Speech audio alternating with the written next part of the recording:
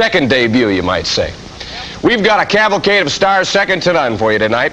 We've got Pat Benatar, Bruce Springsteen, we've got the J. Giles Band, the Stray Cats, we've got the Pretenders, and Nick Lowe, Carlene Carter. We're going to start things out, though, with the Greg Kihn Band out of the Bay Area, and incidentally, they'll be in town soon, with a thing called Jeopardy on Wavelength.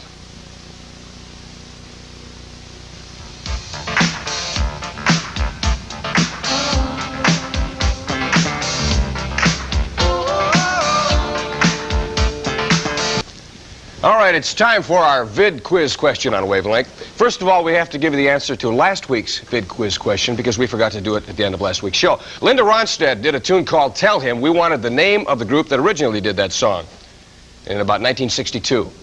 It was the Exciters. Okay, that settles that. Now, this week's vid quiz question. What possessed me to buy this tie and wear it on the show? That's not the question. We want to know, we're getting into a J. Giles video, Centerfold, and we want to know the name of the gentleman who has directed most of J. Giles' videos. And it's a tough one, so we'll give you a hint. He's the brother of one of the band members. You think about that, and we'll watch the J. Giles Band doing Centerfold on Wavelength. Next up on Wavelength is Nick Lowe. This guy has produced a bunch of people. Rockpile, Squeeze, the Fabulous T-Birds, his wife, Carlene Carter, and his father-in-law, Johnny Cash, and we'll have a video with Carlene Carter in just a moment. Also, Nick Lowe's Cruel to Be Kind video, featuring some of their wedding footage and also some theatrical wedding footage. But first of all, an interview with Nick Lowe. We caught up with him when he asked him about producing Rockpile. We asked him about producing Dave Edmunds. We asked him about his wife, and we asked him about performing in Phoenix. Here's our interview with Nick Lowe on Wavelength. I had a good gig in Phoenix, but I've always had a wonderful time. We played at a club in Phoenix called Dooley's. It was a rock pile about, I suppose about, I don't know, 2.5 or 3 years ago, yeah. Frightful. We were absolutely awful. What happened to rock pile? Well, again, it's kind of involved story. I think Rockpile was a very unusual group, you know, because we were put together overnight and we kind of broke up overnight. So we came to this crossroads that all groups come to, and I fell out with Dave Edmunds, who was, I suppose it was Dave and I's group. It was Dave's group really, and I used to write a lot of the songs and things, but it was Dave's group really. But I got annoyed with him because I felt that he wasn't owning up to the fact that we'd reached this crossroads, and did we want to work at it or did we want to just fold, you know, and as I said, when we started, we always said that whenever one of us wanted to pack it in, that'd be it. We wouldn't carry on with anybody else. We wouldn't get anybody else in. It was just the four of us. You know, we were all good friends. Extreme objections to musicians. I think most of them are half-wits, to be quite honest. They should be doing a proper job. Either that or a spell in the army. I think most of them, a clip round the ear and a spell in the army. I think we're doing most of them a power of good. A frightful shower. Honestly, they are. They're grossly overpaid for doing very little, really.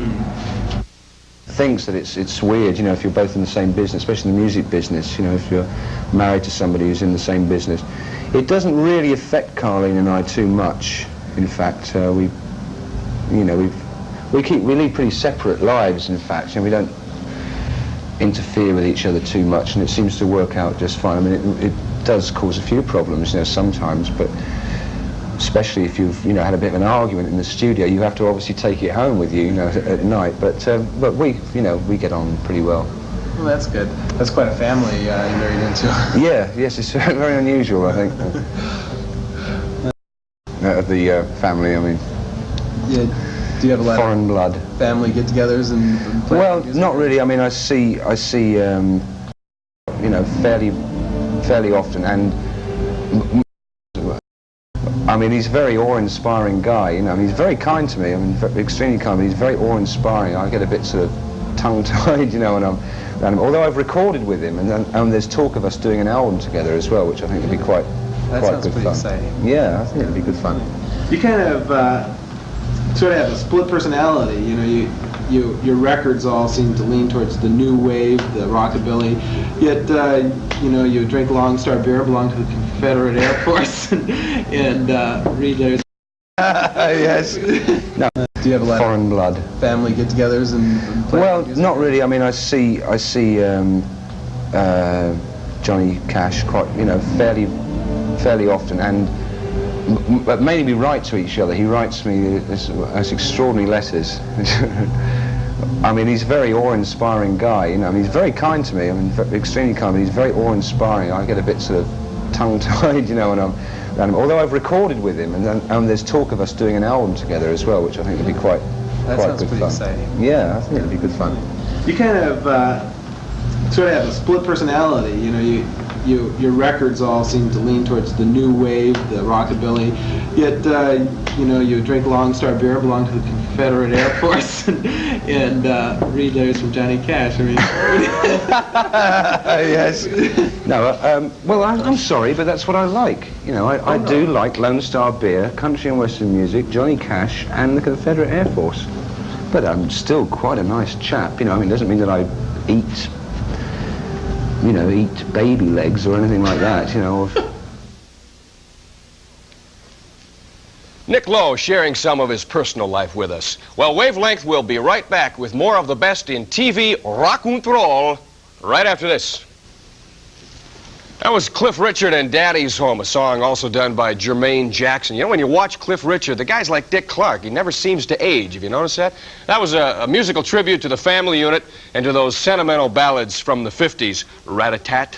Before that, it was the Stray Cats. We'll be right back with Wavelength. Stay tuned. Well, that do it for another edition of Wavelength. Hope you enjoyed the show.